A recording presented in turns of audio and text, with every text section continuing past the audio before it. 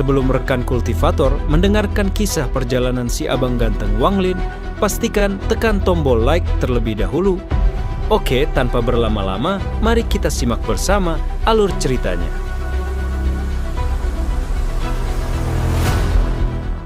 Shu Liguo terkejut, matanya menoleh, dan dengan hati-hati dia berkata, "Senior itu, apa maksud pedang kuno ini?" Joey sedikit tersenyum dan berkata, "Rasakan dan kamu akan tahu." Dengan itu, tangan kanannya mengulurkan tangan dan segera meraih Shu Liguo. Sinar cahaya keluar dari matanya dan mendarat di mata Shu Liguo. Tubuh Shu Liguo bergetar dan matanya dipenuhi kebingungan. Pada saat ini, dia bisa dengan jelas merasakan informasi tanpa akhir langsung masuk ke tubuhnya dari kehampaan. Dia memiliki perasaan jiwanya yang baru lahir meninggalkan tubuhnya seperti saat dia masih menjadi kultivator jiwa yang baru lahir. Dia secara bertahap tersesat dalam informasi. Joey melepaskan tangannya dan cahaya keemasan menghilang dari matanya. Dia tampak lelah, memberikan warisannya sendiri kepada orang lain seperti ini akan merusak tubuh rohnya. Namun, dia tidak peduli. Jika Wang Lin bisa melewati semua bahaya untuk menyelamatkannya, dia sendiri tidak akan peduli tentang kesulitan mewariskan warisannya untuk membantu roh pedang Wang Lin. Wang Lin, roh pedangmu dilahirkan dengan sifat pemberontak, jadi kamu harus berhati-hati saat menggunakannya di masa depan. Namun, Anda tidak perlu terlalu khawatir. Saya telah meninggalkan jejak tersembunyi di dalam warisan. Jika dia mencoba mengkhianatimu, dia akan mendapat reaksi dari warisan. Wang Lin menatap Joey. Kelelahan di wajah Joey membuatnya menghela napas dalam-dalam. Dia menggenggam tangannya dan dengan lembut berkata, "Senior, terima kasih." Tindakan Joey selalu menentukan, seperti bagaimana dia secara paksa menghadiahkan Sun Tai sebagai budak Wang Lin. Joey menggelengkan kepalanya dan berkata, "Selama Ting Er bisa bangun, warisan ini tidak berguna bagiku. Wang Lin, aku hanya meminta satu hal darimu, bantu aku menemukan ayah Ting Er." Wang Lin merenung lama sebelum mengangguk. Joey tersenyum tipis dan tangan kanannya mengulurkan tangan. Dia meraih pedang surgawi tempat Shu Liguo berada. Dia memegang pedang itu, menarik napas dalam-dalam, dan tiba-tiba menamparnya. Tamparan ini menyebabkan pedang surgawi mengeluarkan dengungan yang keras, dan gas aneh keluar dari pedang sebelum menghilang. Kulit Joey menjadi sangat pucat. Tubuhnya berangsur-angsur menjadi transparan, dan butuh waktu lama baginya untuk pulih. Wang Lin berseru, "Senior Joey, kamu..." Dia tidak mengharapkan Joey melakukan ini. Mulai sekarang, hanya ada 3 pedang surgawi hujan. Adapun pedang ini sekarang menjadi milikmu. Apakah itu roh pedang di hadapanku, aku, atau roh pedang setelah aku, kita tidak akan punya hak untuk mengendalikan pedang ini. Setelah Joey selesai berbicara, dia melemparkan pedang surgawi ke Wang Lin. Wang Lin menangkap pedang dengan rasa terima kasih di matanya. Ini bisa dianggap sebagai hadiah besar dari Joey. Ada total 4 pedang surgawi hujan. Bahkan, jika seseorang mencuri satu, selama Joey ada, mereka hanya akan memegang kendali sementara atas itu. Begitu mereka bertemu Joey, dia akan segera mendapatkan kembali kendali atas pedang. Bahkan jika Joey tidak ada lagi, jika suatu hari wanita berjubah putih itu terbangun, dia dapat menciptakan roh pedang lain untuk pedang surgawi hujan. Roh pedang akan menerima warisan pedang kuno dan akan mengendalikan 4 pedang surgawi hujan. Bisa dikatakan bahwa keempat pedang surgawi hujan ini akan selalu menjadi milik roh pedang, dan wanita berjubah putih tidak peduli berapa lama waktu berlalu atau berapa banyak reinkarnasi yang terjadi. Namun, saat ini semuanya berubah. Tamparan itu berasal dari Joey sebagai roh pedang dan sebagai pewaris niat pedang kuno. Tamparan itu menghancurkan jejak yang ditempatkan pada pedang selama bertahun-tahun yang tak terhitung jumlahnya. Sebagai roh pedang dari generasi ini, dia seperti seorang kaisar fana. Dia telah membagi sebagian wilayahnya sendiri dan selamanya memberikannya kepada Wang Lin. Mulai sekarang, bahkan jika wanita berjubah putih terbangun atau roh pedang baru terbentuk, mereka tidak akan bisa mengendalikan pedang ini lagi. Itu karena ini adalah keputusan dari roh pedang generasi ini, Joey. Itu sebanding dengan keputusan kerajaan Kaisar Fana. Selain itu, Joey mengizinkan Shu Liguo untuk memahami maksud pedang kuno. Dia membuka pintu untuk Shu Liguo, pintu untuk menjadi roh pedang tertinggi. Kedua hadiah luar biasa ini sama dengan memberi Wang Lin kesempatan besar. Kesempatan untuk mendapatkan pedang surgawi yang tidak akan hancur bahkan setelah reinkarnasi yang tak terhitung jumlahnya, seperti wanita berjubah putih. Mulai sekarang, pedang surgawi ini selamanya akan menjadi milik Wang Lin. Bahkan, Shu Liguo hanya akan menjadi roh pedang generasi pertama untuk pedang ini. Di alam surgawi, hanya mereka yang mendapatkan pangkat Dewa Surgawi yang dapat memiliki kesempatan ini. Joey menghela nafas, kemudian tubuhnya menjadi buram dan dia memasuki pedang surgawi. Aku bisa merasakan aura roh pedang Rain Celestial Swords, generasi terakhir di dasar Tide Abyss. Ini adalah hadiah ketigaku untukmu. Mari kita pergi. Pedang surgawi Zhou Yi di-flash dan dibebankan ke kedalaman jurang. Wang Lin menempatkan Shu Li Guo yang masih linglung dan memahami warisan kembali ke pedang surgawi dan mengejar Zhou Yi. Aura roh pedang-pedang surgawi hujan, generasi terakhir. Mungkinkah? Mungkinkah itu kekayaan? Hati Wang Lin bergetar. Zhou Yi ada di depan, dan dengan energi pedangnya yang mengisi di depan, semua rintangan mundur. Mereka tiba tepat di dasar Tide Abyss. Tempat ini adalah koridor besar dan berliku dengan lubang tak berujung di dasarnya. Itu sangat dalam, sehingga bahkan indera ilahi tidak bisa mencapai dasar. Untaian kekuatan hisap samar datang dari lubang raksasa. Meski sangat redup, ia selalu ada. Berdiri di jalan setapak di samping tepi lubang, sejumlah kecil tanah berguling dari tepi dan tersedot ke dalam lubang yang dalam. Wang Lin menarik napas dalam-dalam dan melihat ke lubang yang dalam. Dengan kelicikannya, ia nyaris langsung menduga bahwa fase pasang yang terjadi di luar itu disebabkan oleh lubang yang dalam ini. Dalam benak Wang Lin, dia sepertinya melihat letusan lubang dalam menciptakan kekuatan isap yang tak terbayangkan setiap 5.000 tahun. Kemudian, melalui saluran misterius, kekuatan isap mempengaruhi dunia luar dan menyedot banyak hal ke tanah ini. Misteri penciptaan menyebabkan Wang Lin merasakan ketidakberartiannya sendiri. Mantra macam apa yang bisa menahan ledakan kekuatan isap ini setiap 5.000 tahun? Mantra macam apa yang bisa mencapai kekuatan seperti itu? Bahkan Al-Shir tidak bisa melakukan ini. Aku ingin tahu apakah orang yang Al-Shir katakan telah melangkah ke langkah ketiga bisa. Wang Lin menarik napas dalam-dalam dan mulai merenung. Kemana perginya lubang ini? Wang Lin tidak tahu dan juga tidak bisa menebak. Namun, dia tahu bahwa jika dia jatuh, tidak mungkin untuk keluar. Lubang yang dalam ini sangat aneh. Jangan melihatnya terlalu lama. Suara Zhou Yi berasal dari pedang surgawi. Wang Lin menarik pandangannya, tetapi pada saat dia melakukannya, dia tiba-tiba mendengar suara yang sangat samar. Turun. Suara ini tidak datang dari lubang yang dalam, tapi dari tas pegangan Wang Lin. Itu bukan Yao Shixue. Murid Wang Lin segera menyusut dan dia menatap tas pegangannya. Dia membagi sebagian dari indera keilahiannya untuk masuk ke kantong penyimpanan dan menemukan bahwa gulungan misterius yang dia temukan di Suzaku telah terbuka secara otomatis. Ada cahaya ungu datang dari gulungan itu, menciptakan bayangan seorang wanita. Sosok ini sangat cantik. Dengan punggung menghadap Wang Lin, seolah-olah dia terus berbisik lembut. Turun. Wang Lin tidak asing dengan sosok cantik di dalam gulungan itu. Kembali ke Suzaku, ketika dia harus berurusan dengan binatang buas yang dilepaskan leluhur ketiga, sosok dari dalam gulungan ini muncul dan mengambil kendali dari binatang buas itu. Wang Lin selalu bingung tentang gulungan ini. Tepat setelah dia mencapai tahap Ascendant, dia mengeluarkan gulungan itu ketika dia berada di suku pemurnian jiwa dan tidak membuat kemajuan. Meskipun dia bisa meninggalkan jejak di gulungan itu, dia tidak bisa mengendalikannya. Pada saat ini, sosok di gulungan itu muncul sekali lagi. Wang Lin mengirimkan pesan indera ketuhanan. Turun ke lubang yang dalam ini. Sosok itu dengan lembut berbisik lagi. Turun. Mata Wang Lin berbinar dan dia menarik akal ilahinya. Dia melihat ke lubang yang dalam. Lubang itu benar-benar gelap dan yang bisa dia lihat hanyalah kegelapan. Setelah merenung sebentar, Wang Lin menarik pandangannya dan mengejar Zhou Yi. Mungkinkah ada sesuatu di dalam lubang, dalam yang berhubungan dengan gulungan? Wang Lin mengejar Zhou Yi sambil merenung. Suara Zhou Yi datang dari depan. Ada kekuatan misterius di dalam lubang yang mempengaruhi pikiran. Jika pikiran seseorang tidak cukup kuat, mereka akan jatuh. Atau Wei, Zhou Yi mengingatkan lagi, jangan melihat lagi dan terus terbang. Wang Lin mengangguk dan memfokuskan pikirannya. Saat dia terbang bersama Zhou Yi melalui koridor, hisapan dari lubang tiba-tiba menjadi kuat atau lemah. Setelah waktu yang tidak diketahui, pedang surgawi Zhou Yi tiba-tiba berhenti, dan Wang Lin juga berhenti. Mereka sudah berada di bagian timur koridor, dan jalan di depan mereka benar-benar gelap. Hati-hati, ada yang aneh dengan lubang itu. Saat suara Zhou Yi keluar, kabut ungu tiba-tiba keluar dari lubang dan mengelilingi daerah itu. Suara Zhou Yi menjadi ilusi di dalam kabut. Mata Wang Lin menjadi dingin. Penampakan kabut ini terlalu aneh. Kabut ini tidak hanya menghalangi penglihatan, tetapi juga membatasi indera ketuhanan hingga kurang dari 30 kaki. Ketika dia mengulurkan lebih dari itu, indera ilahi akan menghilang seolah-olah itu dimakan oleh kabut. Bahkan pada ketinggian 30 kaki, apa yang bisa dia lihat dengan indera keilahiannya agak kabur. Pada saat yang sama, hisapan dari lubang sepertinya meningkat seiring munculnya kabut. Namun, hisapan ini tidak berpengaruh pada kabut itu sendiri. Itu sangat aneh.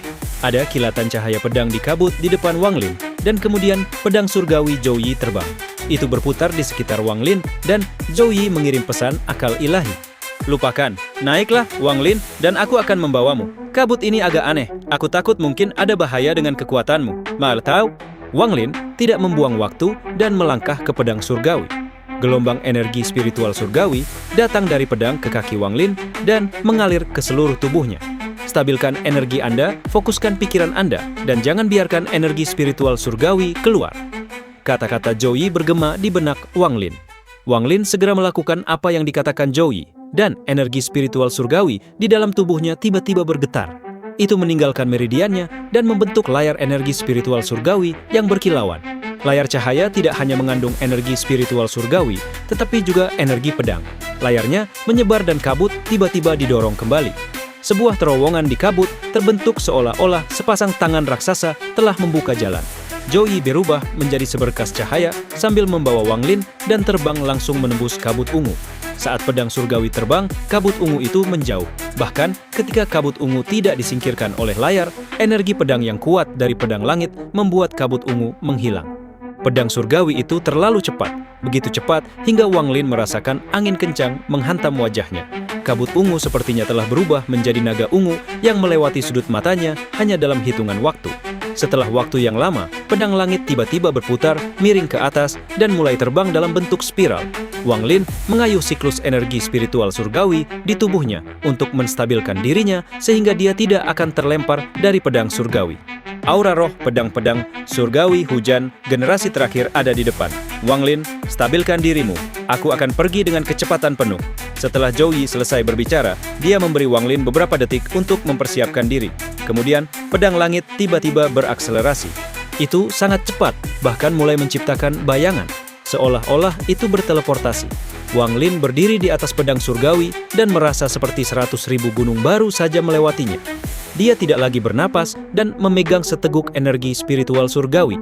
Jika itu adalah teleportasi sungguhan, itu akan baik-baik saja, dan Wang Lin tidak akan merasa seperti ini. Namun, ini bukanlah teleportasi, tetapi mereka telah mencapai kecepatan yang setara dengan teleportasi. Layar surgawi terdistorsi dan berubah bentuk sampai menempel di tubuh Wang Lin. Pedang surgawi mencapai kecepatan yang tak terbayangkan. Wang Lin bahkan bisa melihat bahwa kabut di sekelilingnya telah berubah menjadi lautan kabut. Ini adalah ilusi yang disebabkan oleh fakta bahwa mereka melaju terlalu cepat. Perasaan yang hanya dia miliki ketika dia baru saja memasuki dunia kultivasi ratusan tahun yang lalu muncul sekali lagi. Ini membuatnya sangat melankolis. Ini adalah pedang surgawi dan roh pedang. Meskipun pedang celestial saya memiliki kekuatan ini, roh pedang tidak cukup kuat untuk menggunakan kekuatan penuhnya. Meskipun Shuli Guo memiliki sifat pemberontak, iblis ini suka menggertak yang lemah, tetapi takut pada yang kuat. Iblis ini tidak akan bisa lepas dariku. Bokarum jib arwah. Tepat pada saat ini, kabut ungu mulai berputar dan mulai meluas. Kemudian, kekuatan hisap yang kuat tiba-tiba datang dari lubang tak berdasar tempat kabut berasal. Gaya isap yang kuat datang terlalu tiba-tiba. Kabut yang awalnya tidak terpengaruh oleh gaya isap ini juga dengan cepat tersedot ke dalam lubang yang dalam. Kekuatan hisap dari lubang menjadi lebih kuat dan lebih kuat, menyebabkan kabut dengan cepat tersedot ke dalam lubang. Pada saat yang sama, beberapa kerikil halus di sepanjang dinding juga tersedot. Pada saat ini, di koridor di kejauhan, ada pedang besar tertancap di dinding. Itu mulai bergetar dan mulai bergerak sedikit demi sedikit keluar dari dinding. Akhirnya, dengan keras, itu ditarik keluar dari dinding dan langsung menuju ke lubang, karena gaya isap. Pada saat ini, pedang Zhou Yi terbang. Wang Lin mampu mengenali pedang emas besar yang familiar menuju lubang yang dalam. Zhou Yi tidak ragu untuk berbalik dan berbalik menuju lubang yang dalam menuju pedang besar. Kekuatan hisap di dalam dan di luar lubang dalam sangat berbeda. Sekarang, Zhou Yi terbang ke dalam lubang dan terbang ke arahnya. Kecepatannya lebih cepat dari kilat. Dalam sekejap mata, mereka berhasil menangkap pedang emas besar itu. Wang Lin mengungkapkan ekspresi ketegasan saat berada di pedang surgawi dan segera menangkap pedang besar itu. Namun, kekuatan hisap lubang dalam telah melilit pedang besar itu. Sekarang, Wang Lin meraih pedang, itu sama dengan mencuri harta karun dari lubang yang dalam dan melawan kekuatan hisap. Saat dia meraihnya, tiba-tiba ada tarikan yang kuat. Tubuh Wang Lin menjadi tidak stabil sejenak dan dia hampir jatuh dari pedang surgawi. Pada saat krisis ini, Wang Lin menarik napas dalam-dalam dan sungai dunia bawah tiba-tiba muncul di sekelilingnya.